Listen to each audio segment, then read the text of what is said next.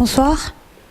Voilà, donc Sophie, je travaille au service e-learning de l'Université Lyon 3 et comme vous, je partage une même passion, la littérature.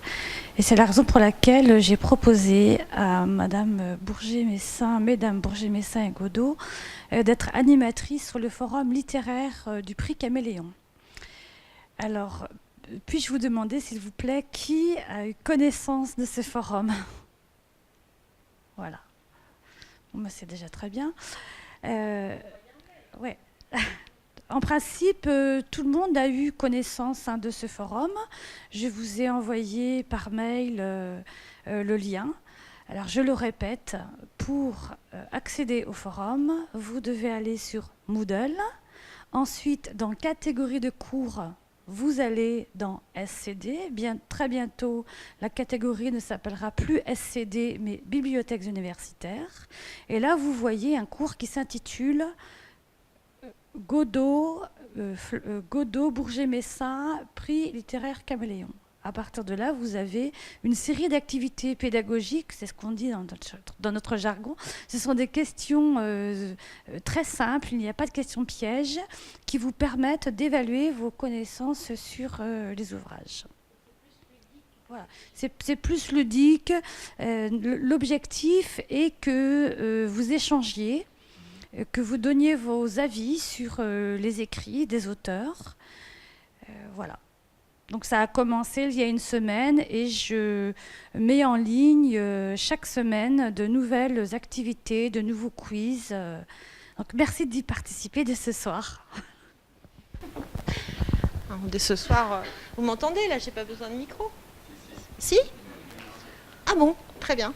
Alors je vais donner la parole dans quelques instants à Michel Riodel, mais tout d'abord je vais le remercier d'être là. Je suis très heureuse nous sommes très heureux de l'accueillir ici. Donc il est professeur à l'université de Poitiers. Il est professeur en littérature brésilienne et portugaise, de langue portugaise, dans le département de portugais de cette université. Il a donc fait une habilitation sur les transferts culturels, les transferts et les échanges entre la France et le Brésil entre le XVIe et le XXe siècle, en se focalisant notamment sur la question des traductions, qui font partie justement de ces fameux transferts.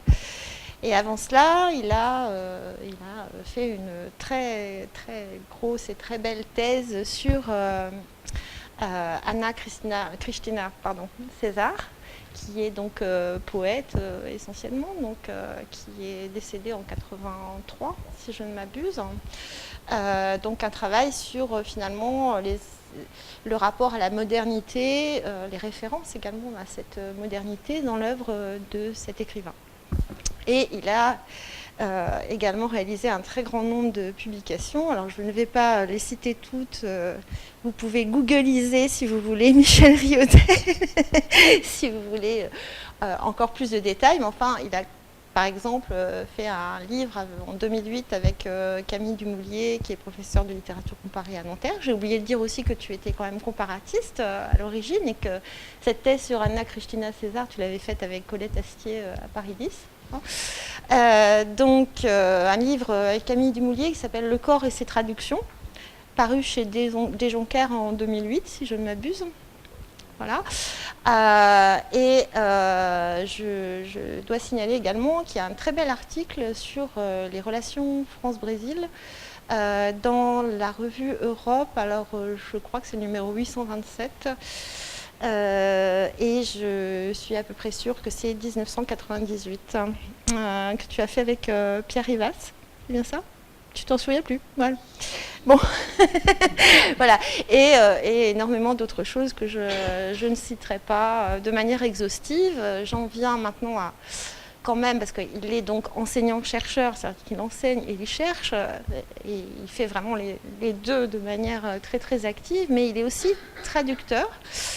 Et il est aussi, est-ce qu'on peut le dire? Est-ce qu'on peut dire que tu es finalement à demi brésilien ou en tout cas, tu as avec le Brésil des échanges nombreux et tu y vas souvent et tu y enseignes et voilà. Et donc tu traduis aussi beaucoup. Alors je tiens à dire que c'est vraiment très important qu'on ait un traducteur qui a beaucoup traduit, qui a traduit aussi de la poésie, ce qui est quand même pas ce qui est le plus facile à traduire, malgré tout, hein, ici parmi nous. Et donc vous savez aussi il se trouve qu'il est le traducteur de Milton Atum. Bon, ceci ne préjugeant en rien, bien sûr, de vos choix qui seront ce qu'ils seront et qui vous appartiennent entièrement. Voilà, donc je pense que le mieux, c'est de lui laisser la parole. Hein. Enfin, tu es là pour parler, oui. Donc, voilà, et comme d'habitude, après ça, vous lui posez toutes les questions qui vous viennent à l'esprit. Et j'espère qu'il y en aura de nombreuses. Voilà, écoute, c'est à toi. Merci beaucoup Florence et merci donc à toute l'équipe de Lyon, à Madame Bourget-Messin et l'organisation parfaite et aussi l'initiative que j'ai trouvée d'emblée très stimulante, très heureuse pour faire vivre la littérature. Voilà, donc merci de l'invitation. J'ai cru comprendre que on m'invitait pour ces raisons que Florence exposait à l'instant, à savoir un certain tropisme brésilien. C'est vrai que j'ai beaucoup pêché sur ce terrain-là. Et en particulier de la littérature brésilienne. Et puis, bon, il y a cette dimension de traduction qui me tient à cœur. Donc, je supposais que je devais vous parler de littérature brésilienne. Éclairer les 4 romans qui font l'objet de ce prix, et vous dire un peu, vous donner quelques repères sur la littérature brésilienne. Je veux dire que ça fait plus de 30 ans que je sévis dans ce domaine, ou que je lis et m'intéresse à ce domaine. Et plus je vieillis et moins je sais ce qu'est la littérature brésilienne. Donc je viens ce soir avec tous mes doutes pour les partager avec vous. Et peut-être avoir ensemble une petite réflexion à partir de cette littérature contemporaine, de cet échantillon de littérature contemporaine, sur ce que c'est qu'une littérature nationale, ce qu'on pourrait appeler la littérature brésilienne, qu'est-ce qu'il y a de brésilien dans ces textes, et peut-être aussi qu'est-ce que c'est que la littérature, voilà. Bon. La littérature brésilienne, c'est pas des domaines les plus connus. Je faisais un examen médical la semaine dernière, et pour me distraire un peu, le médecin me demandait ce que je faisais, donc j'explique, et il me dit « Ah oui, littérature brésilienne, mais je serais bien incapable de citer un auteur, hein, donc quelqu'un d'a priori qui a accès à la culture avec un grand C. » Bon. Et ça, c'est pas un cas isolé. Citer un auteur brésilien, c'est pas toujours très facile, et quelquefois, quand on pose la question, on obtient des réponses du domaine hispano-américain plutôt que du domaine brésilien. Donc, la première des questions avec lesquelles je suis venu, c'est un peu pourquoi lire de la littérature brésilienne, finalement. Bien, ma réponse, c'est que il faut lire la littérature brésilienne pour soi, pour son propre intérêt, pas pour connaître la littérature brésilienne, hein, pour se connaître soi. Je pense que le détour par l'étranger par cette distance du Brésil ou d'ailleurs, c'est précisément ce qui peut nous aider à mieux nous comprendre, mieux nous situer dans le monde, mieux comprendre le monde. Autrement dit, je ne prêche pas pour une ouverture vers la littérature brésilienne. Je crois qu'il y a quelque chose de foncièrement, qu'il doit y avoir quelque chose de foncièrement égoïste dans l'intérêt qu'on peut avoir pour la littérature brésilienne ou d'autres domaines. Je crois que Lacan disait cet intérêt pour l'autre, c'est un peu la politique de l'autruche. Hein. Et voilà, je retiens cette formule et je pense qu'il ne faut pas craindre de viser son intérêt. Je crois que nous avons intérêt pour nous-mêmes à lire de la littérature brésilienne. Mais cette formule, elle a sa contrepartie. C'est-à-dire que si l'autre me sert, moi je sers à l'autre. Et donc je suis aussi un outil pour l'autre, pour ce détour pour mieux se comprendre. Et donc, par exemple, hein, Florence rappelait que j'avais été, je me considère encore comparatiste, et j'ai même été d'abord vers la littérature française. J'ai fait des études de lettres modernes et travaillé sur des auteurs français. Je crois que ce détour que j'ai opéré par les circonstances de la vie, par la littérature brésilienne, m'a aidé à aussi reformuler et repenser un peu la littérature française. Voilà.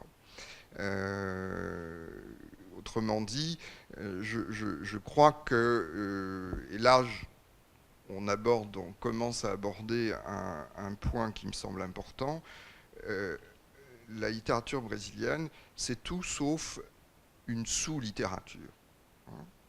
C'est tout sauf simplement de l'imitation et de l'application de modèles qui viendraient de l'Europe ou d'ailleurs. Pourquoi ?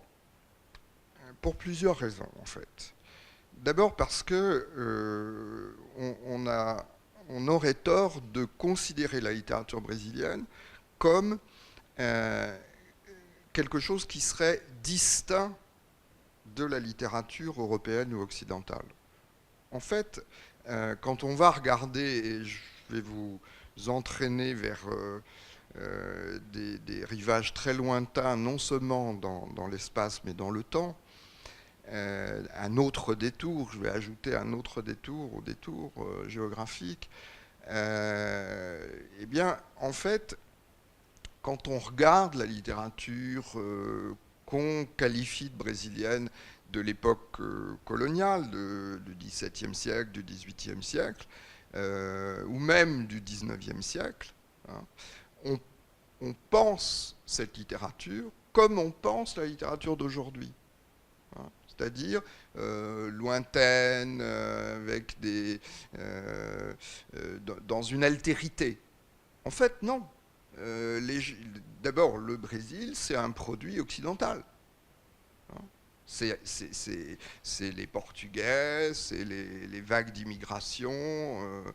Alors, je n'exclus pas les contributions africaines, la présence très prégnante des Amérindiens, bien sûr, tout ça est important. Mais le Brésil se constitue à partir de l'Europe.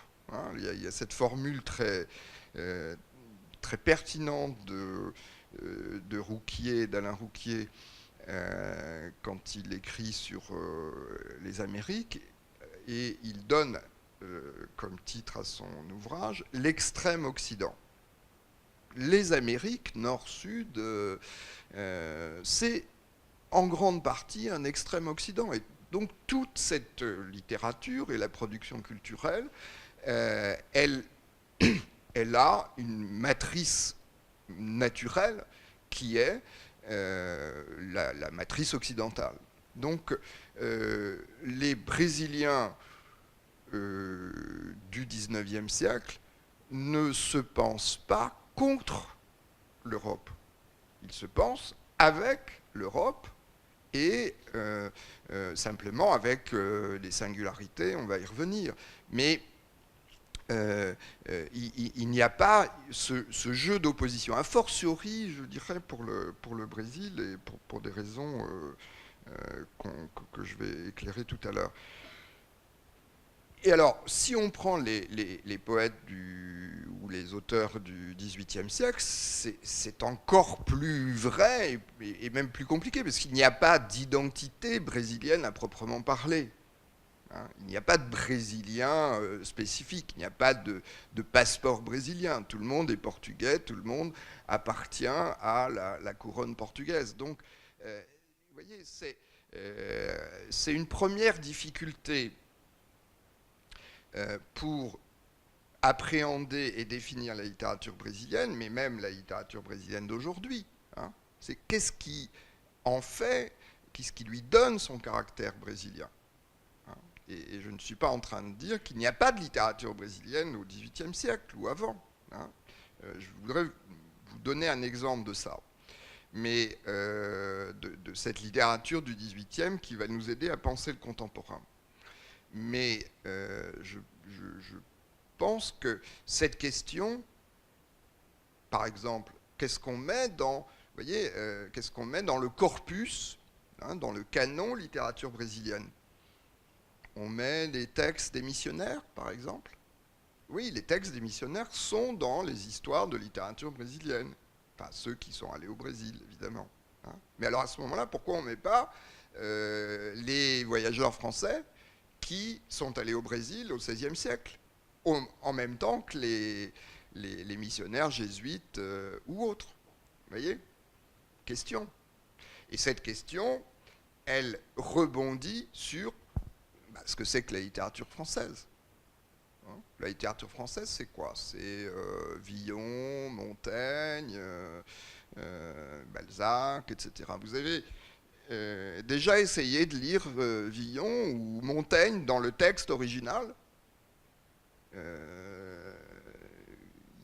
C'est difficile, hein, c'est très difficile. Donc, vous voyez, littérature française, ça veut dire qu'il y a une continuité, il y a une espèce d'homogénéité qui irait de Villon ou même avant jusqu'à nos auteurs contemporains. Oui, mais est-ce que Villon se pense français? Est-ce que, bon, soit peut-être, enfin il se pense surtout par rapport à la cour du roi de France. Hein. Est-ce que Montaigne se pense français? Oui, mais on est en pleine guerre de religion, etc. Enfin, vous voyez, donc, en tout cas, il ne se pense pas français comme nous pensons français. Ça, c'est clair. Et il ne cherche pas à marquer,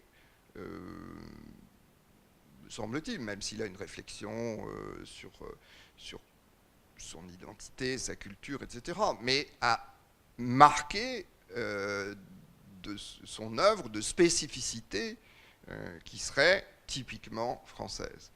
Est-ce que la littérature brésilienne doit être typiquement brésilienne? C'est ça la question, en fait. Hein. Est-ce que la littérature lyonnaise, c'est la littérature qui va parler de la place Bellecour ou de la gastronomie lyonnaise ou je ne sais quoi, ou est-ce que c'est Louise Labbé qui ne dit rien de typique, n'est-ce pas, et pourtant, quelle belle littérature lyonnaise. Vous voyez? Donc je voudrais vous donner un petit exemple de cette difficulté-là à identifier, mais c'est une difficulté qui est stimulante, qui est intéressante, je pense, hein, pour nous, cette difficulté à identifier ce qui serait brésilien. Et je voudrais, pour ça, vous lire, par petits fragments, on va le lire ensemble progressivement, un sonnet donc, du XVIIIe siècle d'un poète qui s'appelle Claudio Manuel da Costa. En fait, si j'ai tenu à vous parler de ce poème, c'est pour les raisons que je vous ai données, parce qu'il me semble tout à fait au cœur de cette discussion sur la littérature brésilienne, mais c'est aussi parce que ce poème me donne des frissons à chaque fois que je le lis. Et j'irais presque jusqu'à dire qu'il me met en transe. Je vais essayer de ne pas trop le démontrer à chaque fois que je le lis. Voilà. Vous savez ce que c'est un sonnet? C'est 14 vers. En fait, un sonnet, c'est pas 14 vers et tout ça. Un sonnet, c'est un mécanisme d'horlogerie. Et donc, plus la mécanique est belle, et plus le sonnet est beau. Et en plus, s'il y a une espèce de souffle comme ça qui dépasse la dimension mécanique du sonnet, eh bien, ça nous transporte. J'espère peut-être en transporter ici un ou deux au moins. Et mon propos n'aura pas été vain. Donc ce sonnet, il est dans un livre, un recueil que Claudio Manuel da Costa publie en 1768. Je vous dis deux mots de Claudio Manuel da Costa parce que c'est intéressant pour notre affaire. Claudio Manuel da Costa, c'est un enfant d'une famille qui vit dans le Minas Gerais. Minas Gerais, c'est une région du centre du Brésil qui s'est en fait constituée au XVIIIe siècle parce que à la toute fin du XVIIe, on découvre de l'or, puis après des mines de diamants, et donc là, tout à coup, la province explose, attire du monde, de la main-d'œuvre, etc., etc. Donc, tout à coup, je dirais le centre du Brésil se déplace vers ces mines générales. C'est ce que veut dire Minas Gerais. Donc voilà, il est d'une famille qui a une position confortable, mais sans plus, mélange d'un père qui, je crois, d'origine, enfin, qui vient du Portugal, et la mère qui vient de São Paulo, qui vient donc de la colonie. Et le père envoie tous ses enfants étudier au Portugal. C'est la tradition. Il n'y a pas d'université au Brésil, contrairement à ce qui se passe dans les colonies hispano-américaines. Il n'y a pas d'imprimerie, il y a une circulation du livre qui se fait que par les livres donc, venus de l'extérieur. Et si on veut imprimer un livre, eh bien, on l'imprime à Coimbra ou à Lisbonne. Et là, c'est à Coimbra où Claudio Manuel da Costa a étudié, donc a fait du droit, et il est revenu. C'est un poète. Bon, je ne vais pas faire tout l'historique, mais qui disons, est un poète de cour. À l'époque, on ne fait pas de la poésie comme Dubouchet ou Baudelaire. Hein.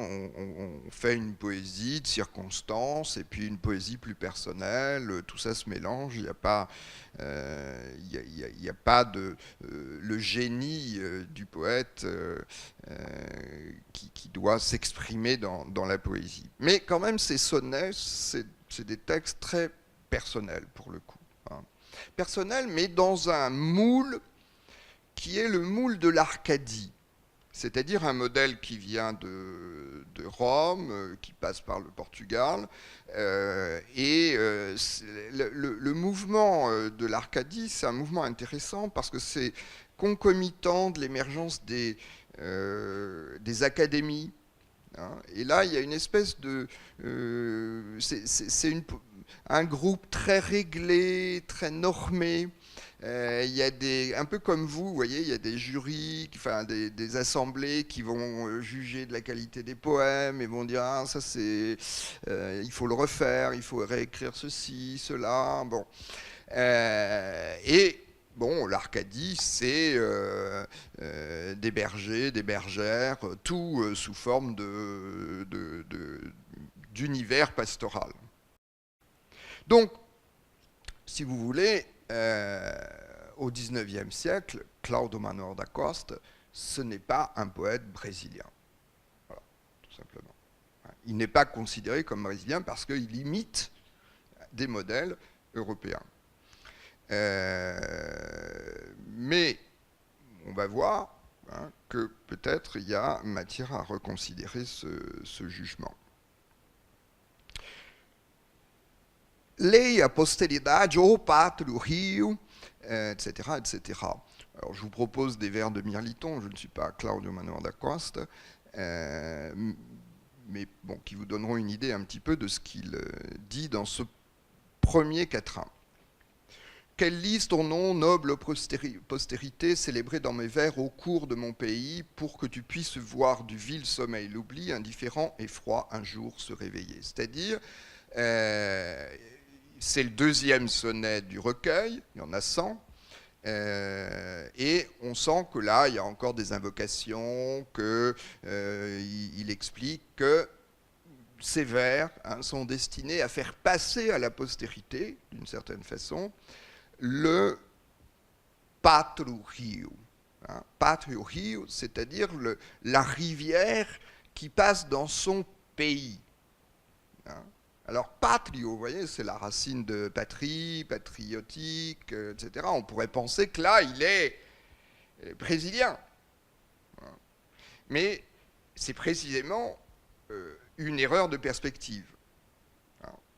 Patrio, ici, ça veut dire que c'est la rivière, le cours d'eau, de l'endroit où il est né.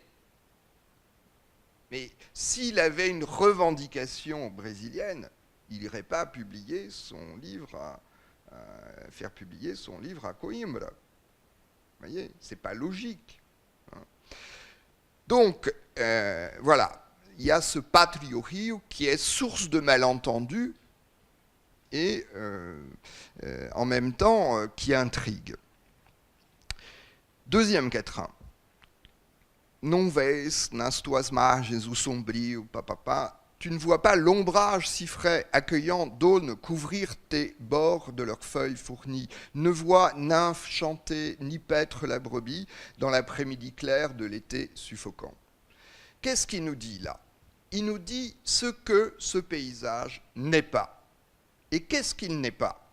Il n'est pas les rives du Douro ou du Mondego du Portugal. Il n'est pas le locus amenus de l'Arcadie. Il n'y a pas les arbres pour s'abriter du soleil, etc., etc. Il n'y a pas les brebis, il n'y a pas... Voilà. Son paysage, le paysage du Pátrio Rio, est défini en creux par ce qui lui manque. Et là, on est tout à fait dans le modèle de l'Arcadie. Vous voyez? Et on peut dire, oh Claudio, quand même, tu exagères, tu ne mets pas en valeur les richesses, les beautés de ton pays. Hein? Et il est certain que Cláudio Manuel da Costa a un souvenir, ça transparaît dans d'autres textes, très ému et enjolivé, idéalisé presque du Portugal, qui est le lieu de la culture, le lieu de la civilisation. Là, on est dans des contrées encore très rustres. Donc, voilà le deuxième quatrain. Premier tercet. turvo, banhando as pálidas areias, banhando, pardon, as pálidas areias, etc. Sombre et trouble, baignant les pâles sablières, dans ces contrées dotées du plus riche trésor, l'infini champ de l'ambition, tu viens distraire. Là, je voudrais juste m'arrêter sur deux mots. Trouble, le fleuve, la rivière est trouble. Pourquoi elle est trouble? Parce que on y cherche de l'or. Et donc, à remuer les fonds de la rivière, eh bien, on a une eau sale. Donc, vous voyez, ça ne s'arrange pas. Et puis, ambition. Tout ça pour l'ambition des hommes. L'ambition, ici, c'est très négatif. Qu'est-ce qu'on cherche? On cherche à s'enrichir, on cherche de l'or. Voilà. Donc, ce n'est pas, là encore, très valorisant pour sa région. Et on a l'impression qu'il est, au contraire, dans un culte de l'univers européen, du monde européen, et regrettant, finalement, le peu de culture de son petit pays. Et puis arrive le dernier tercet, qui, de seus raios, o planeta louro. Planeta louro, c'est la planète blonde, c'est le soleil. Raios, c'est les rayons du soleil. Enriquecendo o influxo em tuas veias, enrichissant le flux qui coule en tes artères, quanto em chamas fecunda brota em ouro. Tant le féconde en flamme qu'il en pousse de l'or. C'est-à-dire que toute cette vision négative qu'on avait soit en creux, soit affirmée dans les vers précédents, tout à coup, elle se transforme. Je ne dis pas là qu'il exalte sa région. Je ne sais pas. Mais ce que je vois, c'est qu'il y a une métamorphose magique de cet or qui attisait l'ambition de ses contemporains et qu'il attribue aux rayons du soleil, ces rayons du soleil dont ne protègent pas les frondaisons des arbres, mais qui se transforme en frappant la rivière en or, mais en or pas minéral. Le texte dit brota em ouro, c'est-à-dire pousser, germer. C'est-à-dire c'est un or végétal et pas minéral.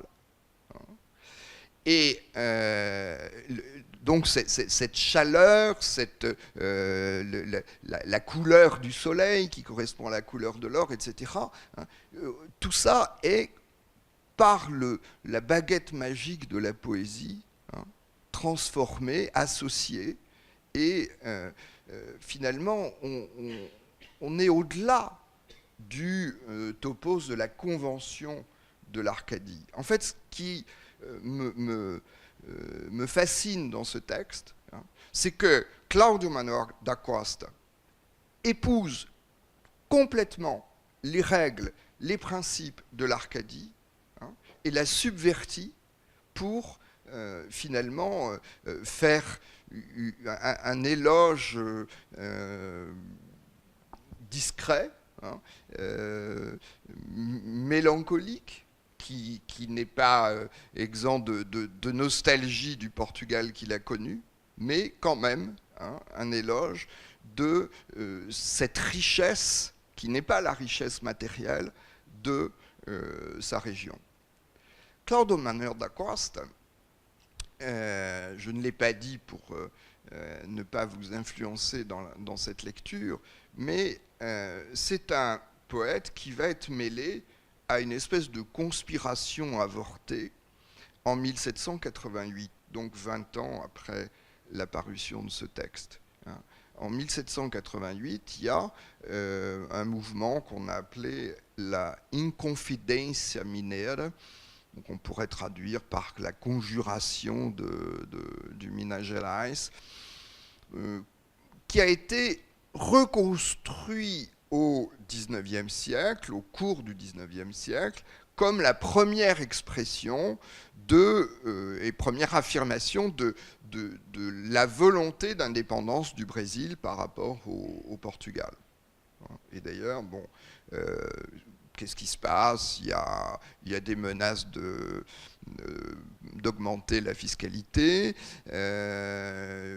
Les notables du lieu dont fait partie Claudio Manuel da Costa craignent d'avoir à régler leurs dettes. Parce qu'en fait, ce qui se passe, c'est que l'or s'épuise et que le Portugal augmente la pression sur le Brésil pour avoir des revenus. Et donc, ces notables apprécient pas trop, veulent couper la tête au gouverneur, aux représentants de la couronne.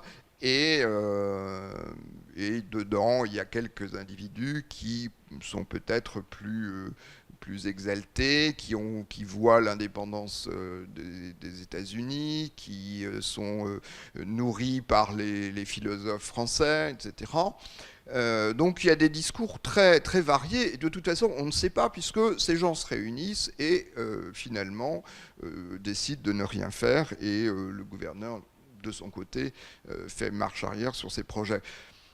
Simplement, ça s'est découvert, les réunions sont éventées quelques mois plus tard, une enquête est aussitôt diligentée, et ce petit groupe arrêté, parmi eux plusieurs poètes, Claudio Manuel da Costa et d'autres que je n'ai pas cités ce soir, et Claudio, aucun n'est condamné, il y a simplement le sous-fifre de service qui, lui, paye pour tout le monde.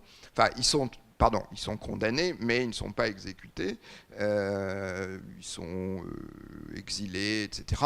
Et Claudio Manuel da Costa, lui, se suicide probablement juste après le premier interrogatoire. Voilà. Donc, Claudio Manuel da Costa, c'est à la fois le poète de l'Arcadie, soumis au modèle européen, et en même temps une espèce de martyr de l'indépendance brésilienne. En tout cas, c'est comme ça qu'on va construire éventuellement le discours au XIXe siècle. Alors, Claudio Manuel da Costa, brésilien, pas brésilien.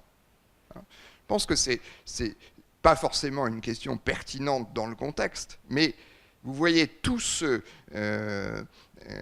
dispositif-là sur les modèles, qu'est-ce qui permettrait de raccrocher Claudio Manuel da Costa au panthéon, au canon de la littérature brésilienne. Eh bien, cette question, elle va être reprise un siècle plus tard par un grand auteur dont Jean-Claude Laborie a dû vous parler la dernière fois, et justement en citant, non pas Claudio Manuel da Costa, mais d'autres poètes tout à fait contemporains de cet auteur. Et Machado de Assis, en fait, on lui demande, un peu comme parfois on nous demande, à nous qui sommes supposés être des spécialistes de la littérature brésilienne, faites-nous un topo sur la littérature brésilienne contemporaine. On lui demande ça au début des années 1870. Ça paraît si ma mémoire est bonne, en 1873. Et alors, ce qui est intéressant, c'est que ça paraît dans une revue dirigée par un Brésilien, mais aux États-Unis. Donc c'est, voilà, comme ce soir. Quelqu'un d'extérieur, enfin, pour un public étranger, un topo sur la littérature contemporaine. Ce texte est extraordinaire. Je l'ai relu une énième fois pour ce soir, là, et c'est pareil. C'est pas un poème, c'est un essai, mais il m'émeut à chaque fois que je le lis, et je vais juste vous en lire quelques petits extraits du début. Ce texte s'appelle Panorama de la littérature brésilienne contemporaine, et il y a un sous-titre, Instinct de nationalité. Instinct de nationalité. Ce texte, vous le trouverez au début du dossier littérature du Brésil de la revue Europe, mais de 2005. Et voilà comment il commence son texte. Quiconque examine la littérature brésilienne actuelle peut lui reconnaître d'emblée comme principal caractère certains instincts de nationalité. Donc, principal caractère, instinct de nationalité. Qu'est-ce qu'il veut dire là? Continuons un petit peu. Il parle de textes qui se revêtissent des couleurs du pays. Il dit « Les traditions de Gonçalves Dias, Porto Alegre et Magalhães, c'est des poètes romantiques du début du XIXe siècle, sont ainsi perpétuées par la génération d'aujourd'hui et le seront par celle de demain qui s'éverra, tout comme cela, ont perpétué José Basílio da Gama et Santa Rita Durão, précisément des poètes plus ou moins contemporains de Cláudio Manuel da Costa. Santa Rita Durão était du Minas Gerais, comme Cláudio Manuel da Costa. En se tournant vers la vie brésilienne et la nature américaine, les prosateurs et les poètes trouveront des terres fertiles à l'imagination et donneront une physionomie propre à la pensée nationale. Mais là, on est en plein dans un débat qui traverse ces textes-là. Pourquoi ? Parce que qu'est-ce qui fait la couleur brésilienne ? On sent que, par exemple, les romans policiers cherchent à nous donner des éléments pittoresques. Si on prend, par exemple, le début du roman de Frei Beto, peut-être qu'il y a une chose qui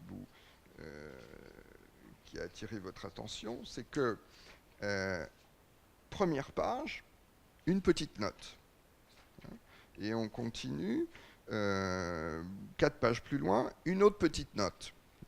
Donc la première, c'est sur Lapa, quartier de Rio, et puis ensuite Fazenda, on nous explique ce que c'est que Fazenda, et puis ensuite il y a quelque chose qui est illisible, j'imagine, pour un français, Jabuticabeira, qui est l'arbre de la jabuticamba, du fruit de jabuticamba. Et donc on explique arbre très courant dans les jardins brésiliens, donnant de petits fruits succulents, famille des myrtacées. C'est curieux, c'est curieux. Vous imaginez une traduction de Kafka et une petite note pour nous expliquer que tel arbre, c'est de la famille des, avec la catégorie, le classement scientifique, etc. Vous voyez ?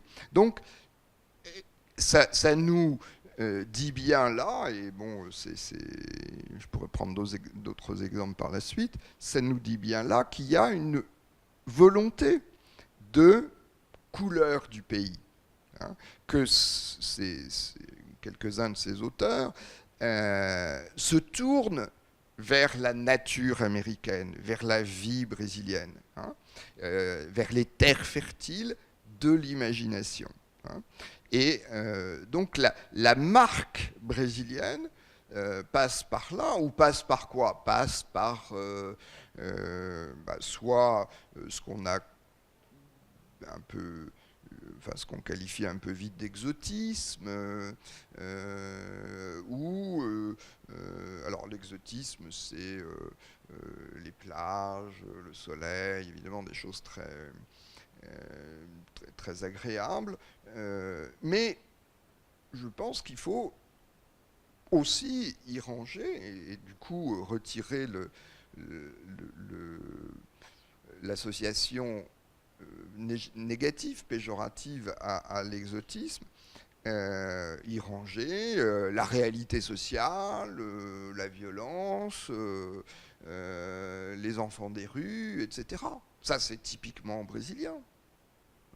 Moi, je suis un peu un vieux schnock quand même dans cette histoire. Donc, le Brésil, je m'y intéresse depuis les années 80, même un peu avant.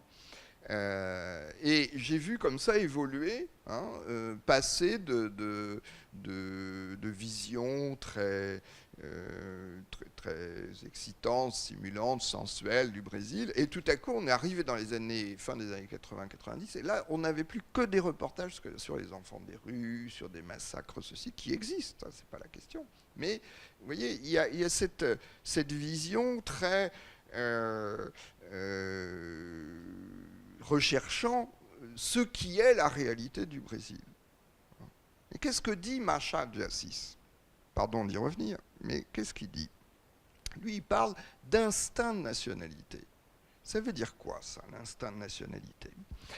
En fait, il va, si je continue ma lecture, il va dire cette autre indépendance, donc l'indépendance littéraire vis-à-vis des modèles éventuellement étrangers, n'a pas de 7 septembre ni de chant d'Ipiranga. C'est, si vous voulez, le 7 septembre, c'est le jour où le futur empereur du Brésil est supposé crier « indépendance ou mort ». Ça a de la classe. On n'est pas sûr qu'il l'ait prononcé, mais ça ne fait rien. C'est dans les tableaux et dans les livres d'histoire. Donc 7 septembre 1822. Voilà. Mais cette indépendance culturelle, cette indépendance littéraire, on ne peut pas la dater, dit Machado de Assis.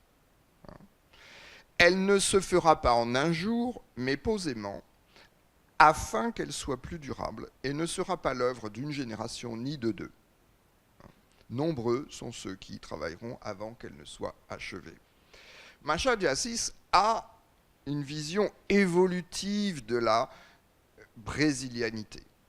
Il pense que c'est quelque chose qui se construit, ça va se traduire, si vous voulez, après chez les critiques, par cette idée de formation de la littérature brésilienne. Elle se forme comme un bébé va se former pour devenir adulte, etc. Une espèce de vision presque biologique de ce qui est la littérature brésilienne. Donc, disons, Claude Monteiro da Costa, c'est un peu l'enfance ou les balbutiements, vous voyez, et puis après, bon. Il y a une autre vision facilement opposable dans la critique brésilienne qui dit droit du sol. Enfin, c'est moi qui dis ça, je résume comme ça. Un poète du XVIIe qui fait des poèmes un peu comme Gongora, etc. Est-ce qu'il est brésilien? Oui, il est brésilien. Il y a une espèce de spontanéité du brésilien. Donc, Machado de Assis est plutôt dans progressivement, ça va se faire progressivement, etc. Mais en même temps, il dit instinct.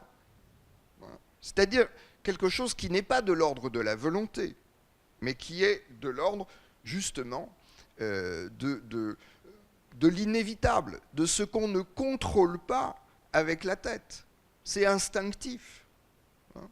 Autrement dit, la littérature brésilienne, il y a plusieurs façons de comprendre cet instinct de littérature, instinct de nationalité, mais une des façons, ça serait de dire, finalement, inévitablement, tout texte produit par un Brésilien est brésilien, quelles que soient les marques, quels que soient les signes pittoresques ou exotiques ou sociaux de ce qu'est la littérature brésilienne. Vous voyez, je sais pas, en lisant par exemple Belém de Edir Auguste, qui a ses qualités, mais qu'est-ce qu'on a? On a un modèle roman policier qui n'est pas un modèle inventé au Brésil. On a une histoire de sexe, de crime, de drogue, d'alcool, etc. Pourquoi ça serait spécifiquement de Belém? Moi, il se trouve que mon entrée au Brésil, ça a été Belém. J'ai passé 1 an et demi à Belém. Bon, j'ai survécu, j'ai pas été dévoré par la drogue, l'alcool, etc. Hein. Même si je connais, pas comme client, mais parce qu'on m'y entraînait, certains des bordels qui apparaissent dans le roman. Hein. Si vous lisez par exemple les romans policiers de Boris Vian, des années 50, hein, Vernon Sullivan, on va retrouver la même atmosphère, vous voyez, sauf qu'il y aura la place Bellecour, il y aura, enfin pas la place Bellecour, mais la Praça da República de Belém, etc. Enfin, il y aura quelques signes, hein. Il y aura la Jabuticabera, etc. Hein, vous voyez, bon. Et donc il dit, Marshall, je finis avec ça, la jeunesse, elle a tendance à aller vers ces œuvres marquées par les traits nationaux. Et il va reprendre reciter les poètes qui imitaient, hein, au XVIIIe siècle, en disant qu'il ne va pas rentrer dans ces débats-là.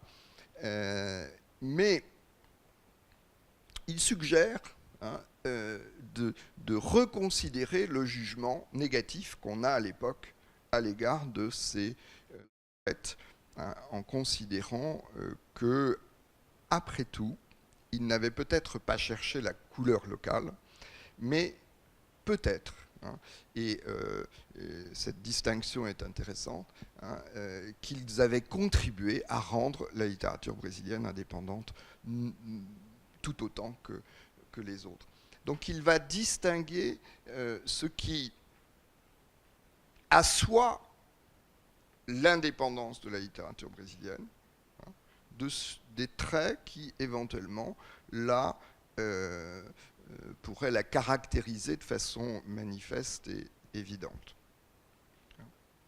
Là encore, est-ce que Louise Labbé n'a pas autant servi que d'autres la littérature de Lyon, pour filer ma petite comparaison. Alors, je vais terminer, parce que je vois que le temps passe, avec une autre étape, en disant un mot sur, par exemple, Adriana Lisboa. On voit qu'Adriana Lisboa, elle est au contraire dans une espèce de relativisme de ces marques nationales. Hein.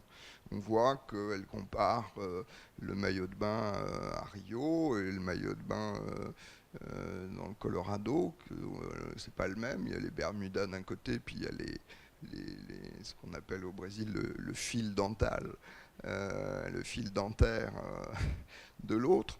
Mais bon, finalement, c'est pas ça les vraies différences. Hein. Si je reprends une de ces phrases quasiment finales, elle va dire « Je me rendis compte, un beau jour, je me rendis compte que peu importait le pays où je me trouvais. Hein, » Finalement, c'est une quête personnelle, c'est une quête familiale, intérieure, plus que de signes d'affirmation, disons, identitaire de ces signes, et puis, finalement, instinctivement, naturellement, il n'empêche que ça reste, pour nous en tout cas, une littérature brésilienne. Donc, est-ce qu'on s'achemine là vers l'idée d'un relativisme? C'est ça le point avec lequel je voudrais amorcer la conclusion. Bon, finalement, tout se vaut. Claudio Maneo da Costa et Métastase en Europe, c'est un peu pareil. Bon, je pense qu'il faudrait réfléchir quand même à deux fois avant de passer de ce côté de l'argumentation. Et pour nous aider, toujours pour nous aider, nous, à avancer dans notre compréhension du monde, je vous renvoie à un texte extraordinaire, là encore, qui est un manifeste, manifeste paru dans le premier numéro de la revue d'Anthropophagie en 1928, d'un poète qui s'appelle Oswald de Andrade, et qui sert de point d'appui à un anthropologue, philosophe, qui s'appelle Eduardo Viveros de Castro. Et là, j'arrive dans l'extrême contemporanéité, puisque ces métaphysiques cannibales ont paru au PUF en 2010, je crois. Et Eduardo Viveros de Castro est cité par Mio Toatu comme une des références qui l'a nourri dans l'écriture de ce petit roman ou cette longue nouvelle qui est Orphelin de l'Eldorado. Le manifeste, j'en lis quelques lignes, vous trouvez ça sur Internet. Voilà. Seule l'anthropophagie nous unit, socialement, économiquement, philosophiquement. Unique loi du monde, expression masquée de tous les individualismes, de tous les collectivismes, de toutes les religions, de tous les traités de paix. To be or not to be, that is the question. Seul m'intéresse ce qui n'est pas mien, loi de l'homme, loi de l'anthropophage. Nous voulons la révolution caraïbe, plus grande que la Révolution française, l'unification de toutes les révoltes efficaces en faveur de l'homme. Sans nous, l'Europe n'aurait pas même sa pauvre déclaration des droits de l'homme. L'âge d'or annoncé par l'Amérique, l'âge d'or et toutes les girls. Filiation, le contact avec le Brésil caraïbe, Ouville-Gagnon, Printerre, Montaigne, l'homme naturel, Rousseau, de la Révolution française au romantisme, à la Révolution bolchevique, à la Révolution surréaliste et aux barbares technicisés de Kaiserling, nous avançons. Encore quelques lignes. Avant que les Portugais ne découvrent le Brésil avait découvert le bonheur. Contre l'Indien porte-flambeau, l'Indien enfant de Marie, filleul de Catherine de Médicis et gendre de Don Antonio Timaris, notre indépendance n'a pas encore été proclamée. Phrase typique de Don Juan VI, c'est le roi qui passe la couronne au futur empereur du Brésil. Mon fils, pose cette couronne sur ta tête avant que quelque aventurier ne le fasse. Nous avons, et là Oswald reprend la parole, nous avons expulsé la dynastie des Bragances, les Don Juan VI et autres.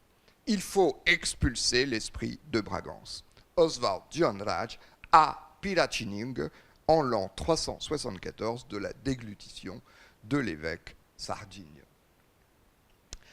Alors, d'abord, quelques mots sur la fin, qui est une pirouette extraordinaire, parce qu'on voit que là, comme tout bon révolutionnaire, Oswald de Andrade invente un nouveau calendrier. Quel est l'an zéro de ce calendrier? C'est l'année où le premier évêque envoyé, arrivé du Portugal, et qui avait l'opportunité, le bon goût de s'appeler Sardigne, c'est-à-dire sardine, a été, au cours d'un naufrage de retour vers le Portugal, et dévoré par les Indiens. Donc, c'était un juste retour des choses que la sardine arrive dans le ventre des Indiens. Et donc cette année-là est l'an zéro, révolutionnaire du Brésil, de la déglutition de l'évêque Sardine. N'oublions pas qu'il s'agit d'un manifeste anthropophage. Bon. Mais surtout, qu'est-ce qui m'intéresse et qui intéresse Eduard Viversjukasy, et on va comprendre pourquoi, dans ce texte. C'est ce petit passage où il dit « Sans nous, l'Europe n'aurait pas même sa pauvre déclaration des droits de l'homme ». Alors le « nous », là, ça mériterait qu'on en discute un petit peu. Est-ce que c'est les Brésiliens ou est-ce que c'est, comme il disait au départ, l'universalité, l'homme en général? Bon. Mais qu'est-ce que suggère ce texte, finalement? Que Montaigne, que Rousseau, que le bon sauvage, que les idées révolutionnaires, enfin les idées, disons, du siècle des Lumières, doivent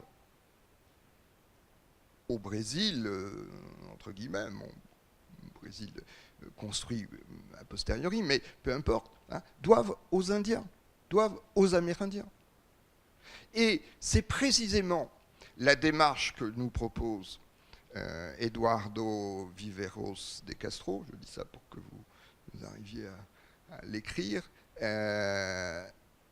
dans Métaphysique cannibale et d'autres textes passionnants. Il dit il faut arrêter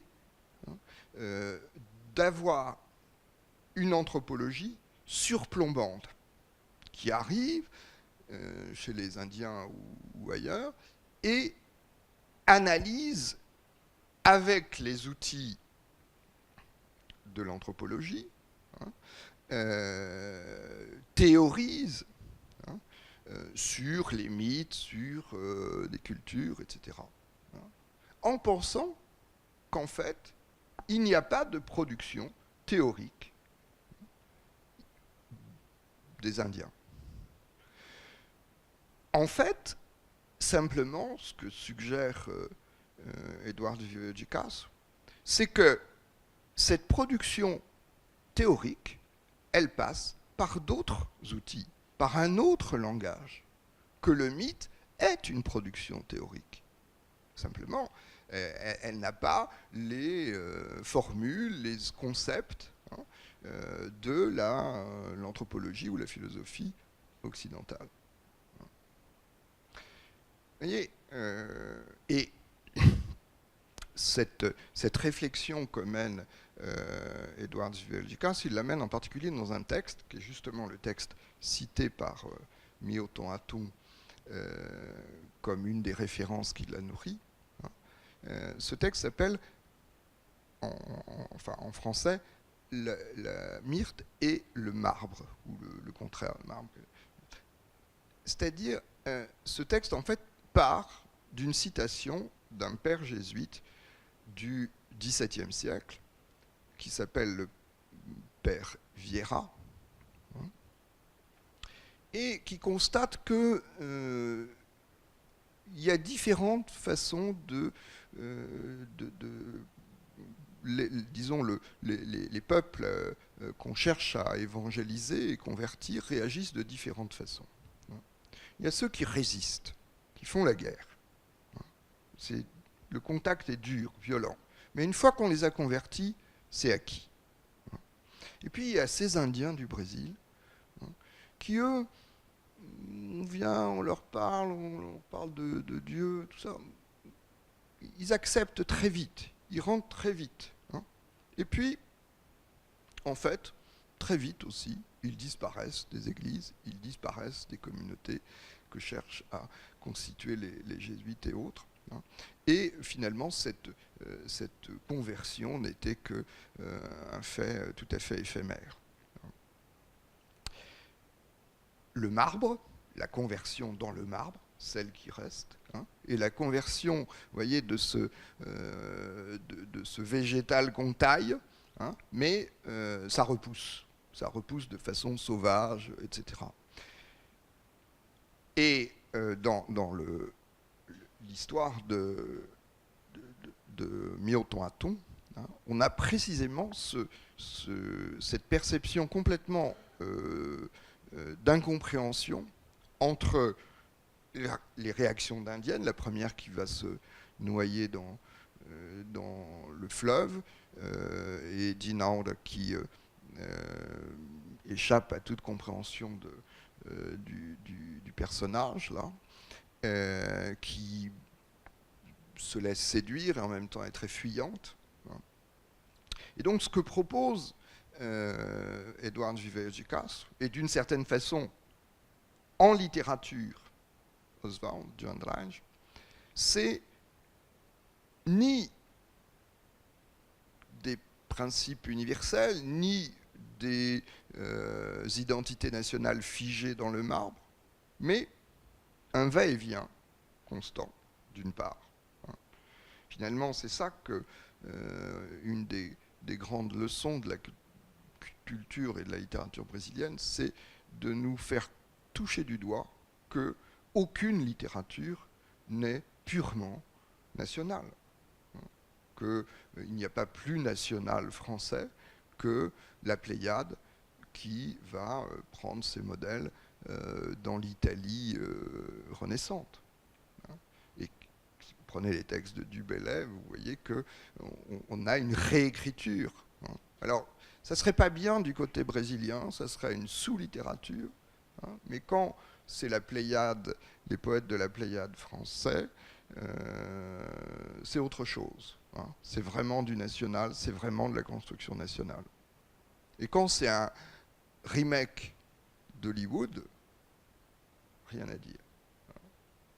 C'est tout à fait injuste. Il y a une production brésilienne avec des outils, des références, des modèles qui sont subvertis, comme j'ai essayé de vous le montrer avec le petit poème de Claudio Monteiro da Costa, d'une part. Il y a une production réflexive, philosophique, théorique de la littérature brésilienne, et je dirais, pour terminer et laisser place au dialogue, de la littérature tout court. Il faut considérer que la littérature, c'est une façon aussi de propre, qui n'est pas celle de la sociologie, qui n'est pas celle de la philosophie, mais une façon propre de nourrir et d'alimenter une réflexion. Voilà. Je termine sur une question délicate, très délicate, qui est heureusement la vôtre et pas la mienne ce soir, puisque vous aurez à voter, à juger. Vous aurez, autrement dit, à vous déterminer sur des valeurs. Et ce que j'ai essayé de remuer, comme ça, comme on remue le fond d'un fleuve pour trouver de l'or, c'est vous faire réfléchir sur les critères de la valeur en littérature. Voilà, merci.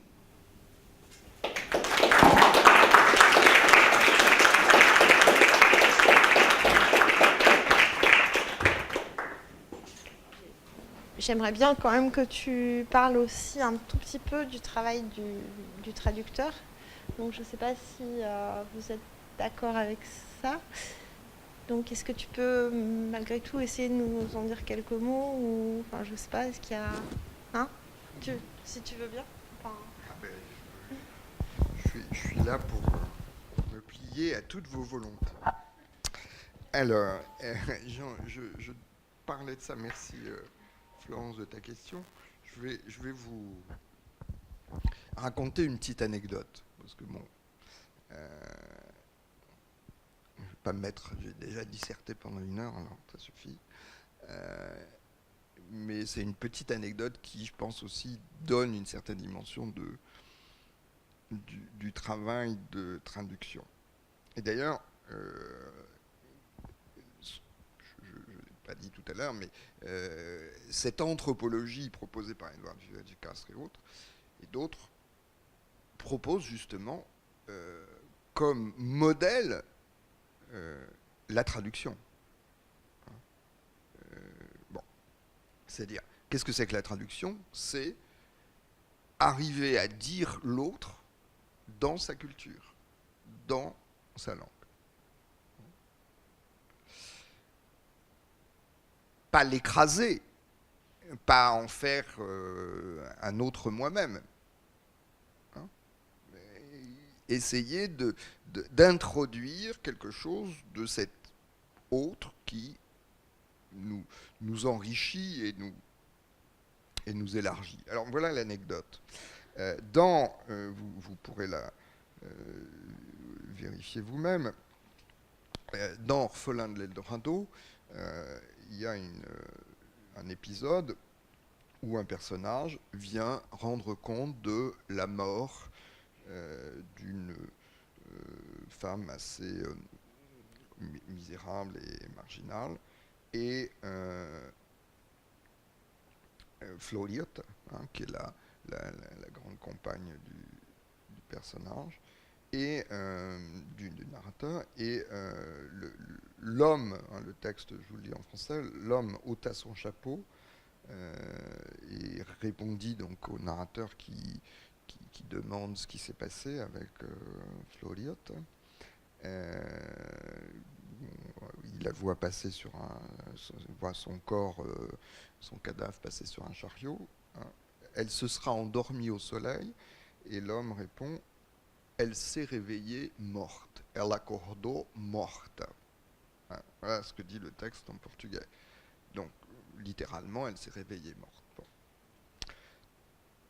Le traducteur envoie sa copie à l'éditeur, et l'éditeur, heureusement, fait son travail d'éditeur, de relire, de corriger, de discuter de la traduction de certains points avec le traducteur. Et c'est ce qui s'est passé sur ce passage, sur cette phrase-là. L'éditrice m'appelle, on fait le point sur un certain nombre de choses, et notamment sur cette phrase. Et elle me dit: non, Michel, là ça va pas, c'est pas possible, on peut pas écrire, elle s'est réveillée morte. Alors je lui dis: mais oui, mais dans le texte, c'est elle acordou morte. Hein. Et en portugais, c'est aussi bizarre qu'en français. Donc, oui, mais on va mettre elle est morte dans son sommeil. Et là, je lui dis: mais attendez, si on fait ça sur tout le roman, on n'a plus de roman. Vous voyez, on n'a plus de roman.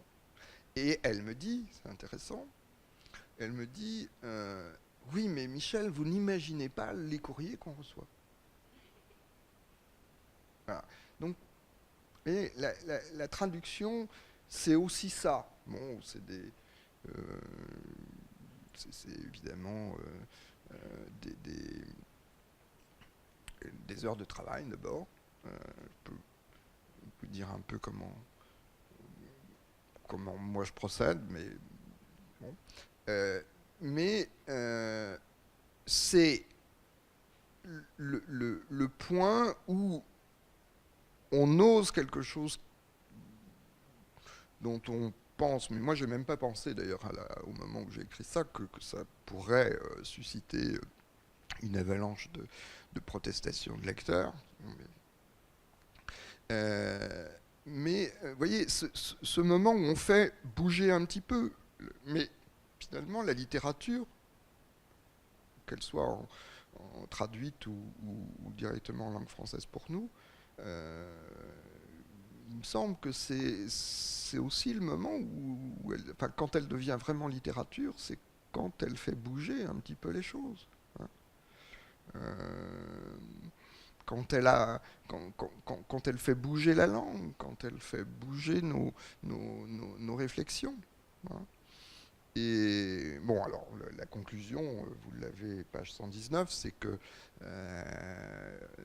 mon interlocutrice a accepté de laisser la formule, mais on l'a mise en italique, mais on a mis une note pour dire bien sûr, on ne s'est pas endormi sur la copie, et c'est une expression imagée, patata, voilà, bon, pour éviter que Actes Sud soit submergé de protestations. Voilà, bon, c'est un des... Je sais pas, une des façons de répondre à ta question sur la traduction. En ce moment, je suis en train de... Enfin, je ne suis pas un traducteur professionnel parce que on est censé faire court, corriger des copies et d'autres choses passionnantes aussi. Mais j'aime bien traduire les textes que j'aime. Parce que là, on a un plaisir énorme. Parce qu'en fait, dans si vous voulez, la traduction, c'est comme un travail d'analyse littéraire. Sauf que on ne fait pas un commentaire de 4 pages. Il faut que cette analyse littéraire, elle se traduise dans les formules, vous voyez. Donc un traducteur, je pense qu'il évidemment, si on traduit mot à mot, c'est illisible, c'est incompréhensible. On pense, peut-être que certains pensent que c'est la plus grande des fidélités. Aragon disait ça, mais bon, parce que c'était Aragon, il pouvait le dire. Mais non, si on traduit mot à mot, ça donne rien. On va comprendre, mais voilà, il faut arriver, de mon point de vue, à une fluidité du texte, à quelque chose qui... Voilà. Myoton Atung, par exemple, a écrit un roman, il faut que ça donne un roman, pas que ça donne du petit nègre. Bon. Donc, qu'est-ce qu'on fait dans la traduction ? On voit ce qui... les points importants. Hein. Et comme un révélateur, un tireur de photos, les tireurs de photos, les grands tireurs qu'on paye cher pour faire un tirage photo, ils mettent la main, ils vont valoriser des contrastes, ils vont atténuer des contrastes à certains moments pour faire monter les contrastes dans la photo. On fait ça. On fait ça dans la traduction. Et on va donc privilégier des choses qui nous semblent importantes. Donc je voulais vous dire aussi, en ce moment, je traduis une chose que j'avais jamais faite, une BD. Et il se trouve que c'est une BD qui adapte le deuxième roman de Myoton Atung, qui s'appelle en français Deux frères. Et donc je vois le travail qu'ont fait les dessinateurs, qui est remarquable. Je suis impressionné.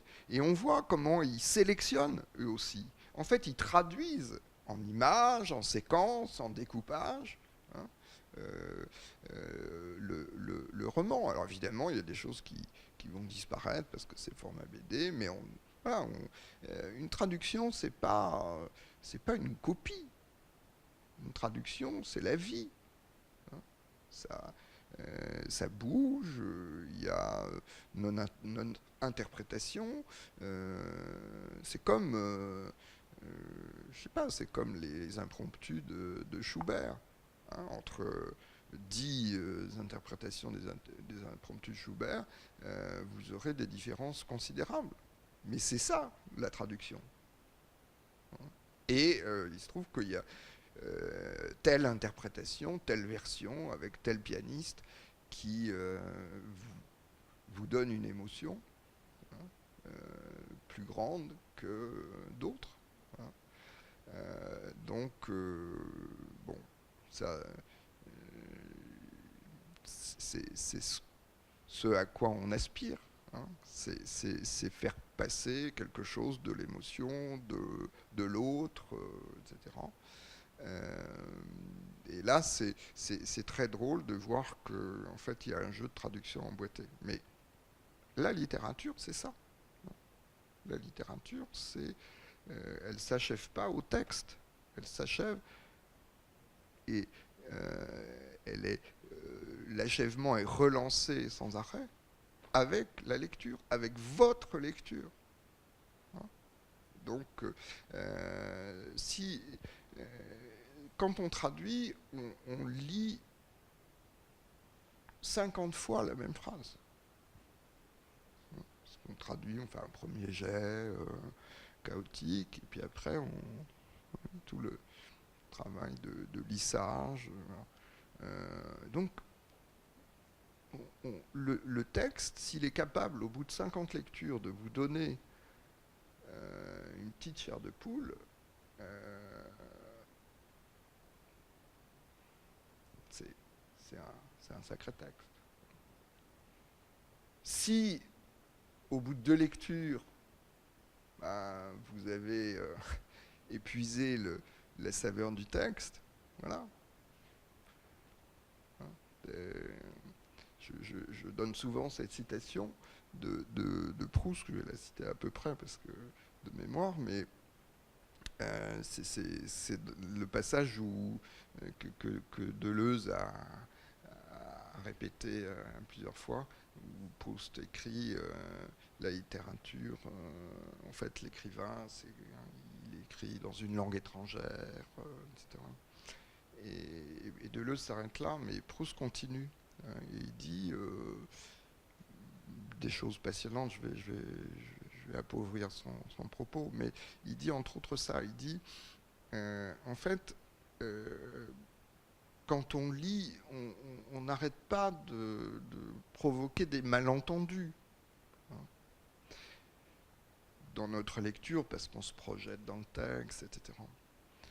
Mais dans tous les beaux livres, tous les malentendus sont beaux. Voilà encore un critère de valeur. C'est-à-dire, qu'est-ce qui est capable de provoquer, y compris dans les malentendus, un texte? Qu'est-ce qui est capable de provoquer ce poème, ou ces poèmes de Claudio Manuel da Costa, qui sont lus comme porteurs d'une marque de brésilianité, alors que ce n'était pas le souci de Claudio Manuel da Costa. Mais ça fait rien. Enfin, ça fait rien. Je pense qu'il faut les deux. Il faut le travail de recontextualisation et ce travail de réappropriation pour que ça circule, pour que ça nourrisse, ça nous nourrisse, nous, de façon égoïste.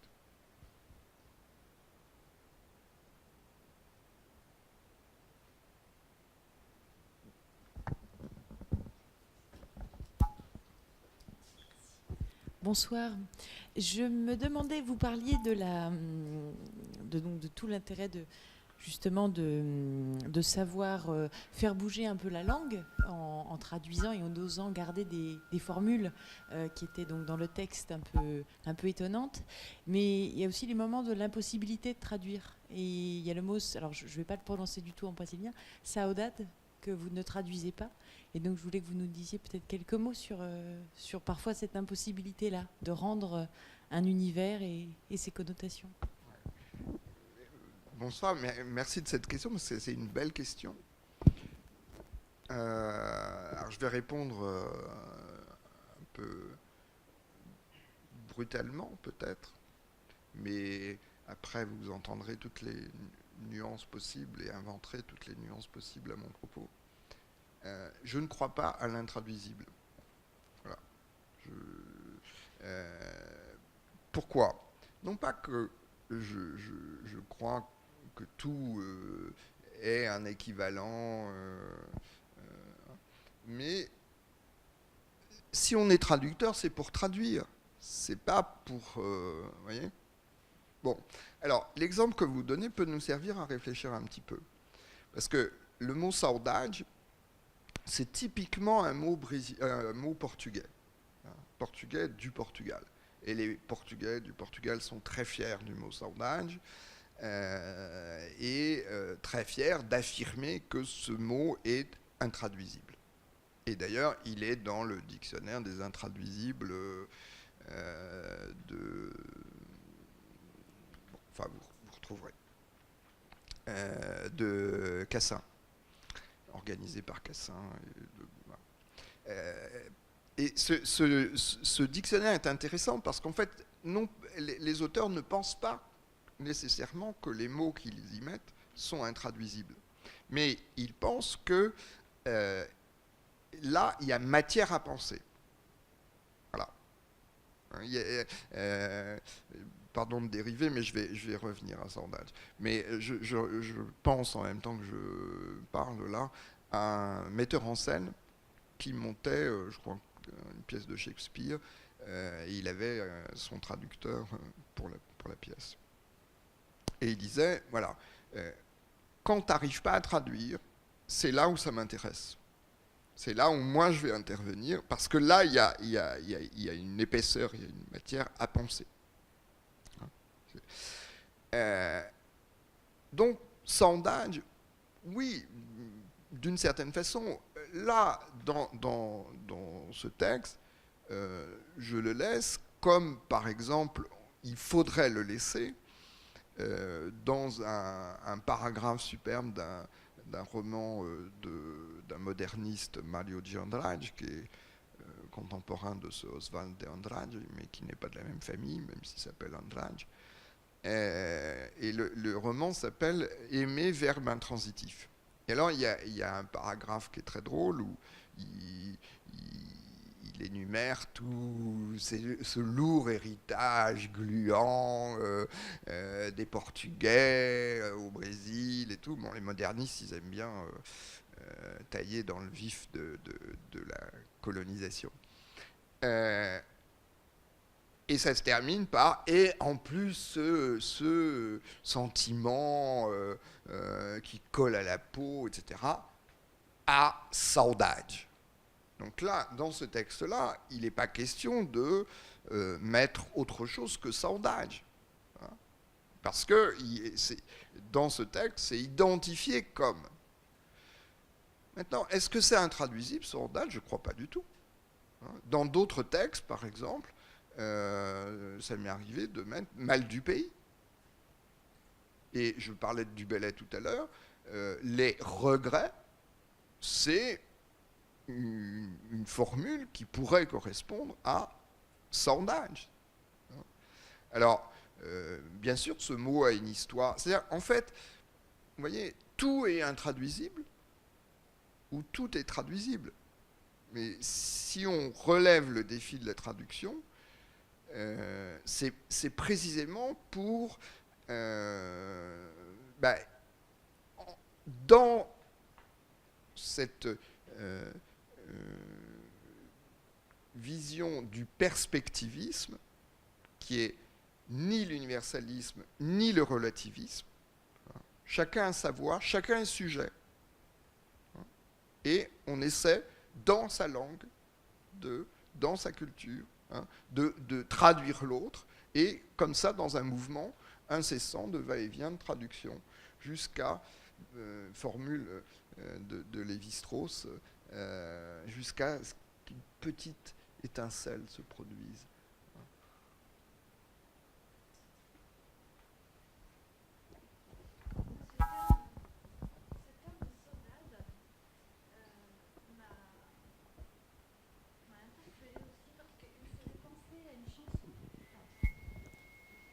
Le terme saudade me faisait penser à une chanson très connue de Césaria Évora, saudade, qui est capverdien, un mot capverdien. Et dans mes recherches, donc j'ai découvert que c'était un des mots les plus difficiles à traduire de la langue portugaise. Ouais, c'est-à-dire, déjà, Césaria Évora, elle ne dit pas saudade, elle dit saudade. Hein, saudade. Donc, vous voyez, c'est plus le même mot déjà. Hein. Même si, évidemment, ça a un rapport. Bon, saudade, c'est soledad, hein, c'est la solitude. Hein, c'est la solitude, et ce sentiment de solitude dans l'exil, dans le fait d'être loin de sa terre. C'est pour ça que les Portugais ils disent que c'est... Hein, personne ne ressent la saudade, si ce n'est les Portugais, parce que l'histoire du Portugal est une histoire notamment d'exil, de voyage, de découverte, de colonisation, etc. Donc, c'est d'une certaine façon ce sentiment d'estero, hein, d'être loin de sa terre, et de quelque chose qui nous manque, qui est à la fois une mélancolie, mais une mélancolie qu'on cultive. Hein. Il y a un plaisir de la mélancolie. Hein. Il y a un très bel essai d'un philosophe, essayiste portugais qui s'appelle Eduardo Lourenço, hein, qui s'appelle, je crois, Éloge de la saudade, c'est ça, hein, Éloge de la saudade, qui a un texte magnifique, hein, pour le coup, qui brasse toutes les possibilités de tout le moirage qu'il y a sur ce mot-là. C'est évidemment, c'est un mot très, très riche, très... Voilà. Mais, selon le contexte, je pense qu'il a des équivalents ou qu'il faut le conserver comme un signe de lusitanité. Voilà.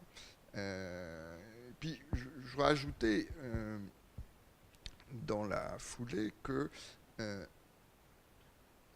il n'y a pas une traduction, hein. Il n'y a pas la traduction. Hein. Ce que je disais tout à l'heure sur les interprétations, j'ai des cours de traduction à la fac, et quelquefois des étudiants que j'ai en troisième année, alors que je les ai eus en deuxième année, m'opposent des propos que j'aurais tenus l'année précédente, contradictoires, et je leur dis, bah oui, bah c'est comme ça. Voilà, donc... je vous ai dit, j'ai joué carte sur table, que je venais avec mes doutes. Hein, ne prenez pas tout ce que je dis pour des vérités. Voilà. Je ne suis pas spécialiste, enfin si, du doute peut-être.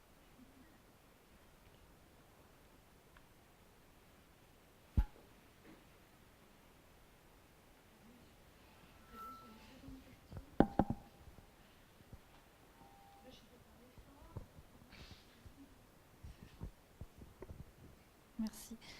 Est-ce que vous ne trouvez pas que finalement la traduction, c'est aussi une œuvre littéraire en soi?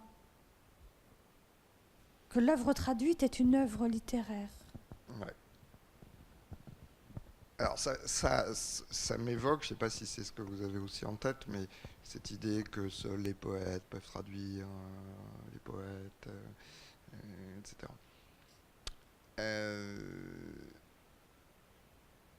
Alors là, pour le coup, je répondrais oui et non. Hein. C'est-à-dire, un traducteur, c'est un lecteur, comme vous. Hein.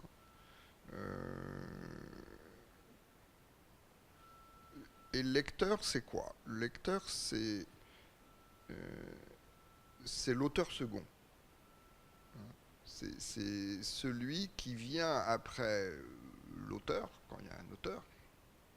En général, il y en a un, mais pas toujours. Il y a aussi des œuvres anonymes, ou des œuvres dont on suppose qu'elles ont eu un auteur, mais on n'en est pas sûr. On pense à Homère, vous savez, est-ce que c'est Homère, est-ce que c'est un collectif, est-ce que... Bon, etc. Bon.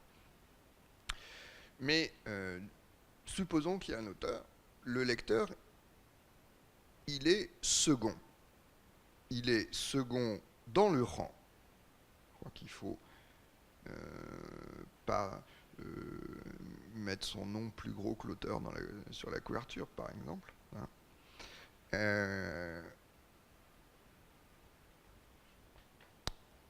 Et il est second dans une espèce d'état second